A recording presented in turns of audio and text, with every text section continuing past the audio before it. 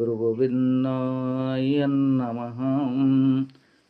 जे द्रव्य मते समर्पिब पुनि ग्रहण न करिब।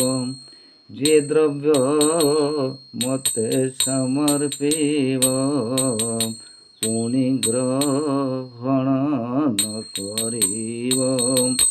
ये जो भागवतर कथा, जो द्रव्य आमे समर्पण करवा प्रभु पाखे ताकू ग्रहण करवानी। यार तात्पर्य जे आमे तो जहाँ सब प्रभु पाखे नैवेद्य आकार समर्पण कर पुनराय ताकू आमे ग्रहण कर, किंतु यार प्रकृत अर्थ कौन? जे जो मैंने दीक्षा ग्रहण करेंगे से जानी गुरु को दीक्षा ग्रहण समय परमेश्वर भावी ये पिंड प्राण को 14.5 पा शरीर को तांक पदाब्जरे दान दे दान दक्षिणा स्वरूप 3.5 टंका 14 सिक्का दक्षिणा दि जाए एवं कह जाए प्रभु हे परमेश्वर गुरु परमेश्वर ये सबू तुमर, ए देह मन प्राण सबकि तुमर। से कथा को मन रखी पुनराय जमी से व्यक्ति आउ न भावे ये देह मोर, ये मन मोर, ये शरीर मोर, ये धन संपत्ति मोर, यही कथा को आउ पुनराय ग्रहण न करने भागवत ये कथा वस्तु।